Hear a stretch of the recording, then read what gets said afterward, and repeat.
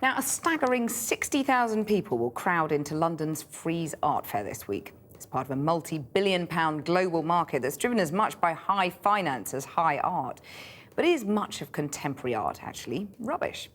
That's what British artist Grayson seems to think. So we sent our culture and digital editor, Paul Mason, to delve amongst the Picassos and try and find out. A Picasso will cost you a cool 10 million, one of these things less. At the Frieze art fair in London today, there was the quiet sound of the global elite and its money being parted, and art history being rewritten. At this year's Frieze Masters art fair, people are queuing up to buy the 20th century greats. There's Klimt, there's Dubuffet, there's Picasso, there's Judy Chicago. Hold on a minute, who's Judy Chicago? Well, Judy painted these in the 1960s on car bonnets. My first early work, this imagery, got me into a lot of hot water. Why? Well, because it comes from paintings that I did in graduate school, and my male professors went, "Oh my God, boobs and breasts, ugh!" Neglected in the 60s, Chicago is here now because of a rethink art collectors are having about the old view of what was great. It's called a Eurocentric white male narrative. It's like one male artist after another succeeding each other in a kind of ladder of history. And it allows for none of the diversity that is really the truth about art. But once you've started, where do you stop? This stuff was painted by an unknown dental technician in Prague, and some museums refuse even to categorise it as fine art. There's no sense in which we're kind of trawling through the 20th century because we've run out of art to buy and sell.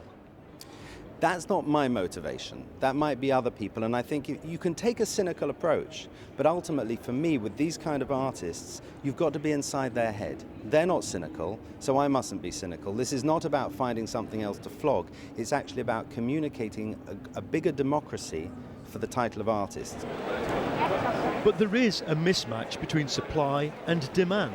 Art now is a financial asset class with £45 billion a year chasing a limited amount of the good stuff. Yep. Because rich people want to spend megabucks on art, we've had to reclassify some art as great that we didn't think was great before. And whatever your inner cynic thinks about that, maybe the history of 20th century art did need rewriting. As for the 21st century, some here are still reeling from the claim last week that most contemporary art is rubbish, a claim made by one of Britain's best-known artists. I'm just trying to have the conversation with the public that a lot of art people have with each other. I mean, I had a person just this minute ago say, "Oh, you speak for all of us." It's just like a chat we might have, you know, when we're walking around When here. you say some of it is rubbish? Well, a majority of, I mean, by the time it's got to the Frieze art fair, it's been filtered many times, of course. So, but if you take the entire output of the contemporary art world, of course most of it is rubbish because most of it will disappear without trace in the future. Your work is engaged with society in its broadest sense. My sense is that some of this work isn't. Well, why does art have to, you know, art doesn't have to be political or socially engaged. You know, it can just be beautiful, it can just be valuable, it can just be an asset class. It can do all the different things. It can be an asset class. Oh, it certainly can be an asset class. It is. I mean, they have a thing in banks now, as I mentioned in my first Reef lecture, you know, silver, wine, art and gold, or swag, as they call it. I mean, there is a whole branch of art that I would call, you know, activist art.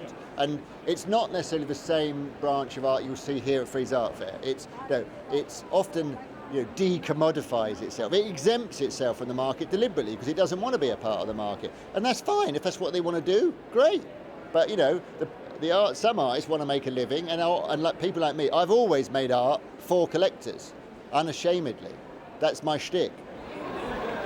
With high finance on the search for anything that can hold value in these troubled times, art and money will go on colliding to their mutual benefit. Got a Picasso or two on your wall? I frame my children's art. Keeps everyone happy. So It's do I. better than all that cack.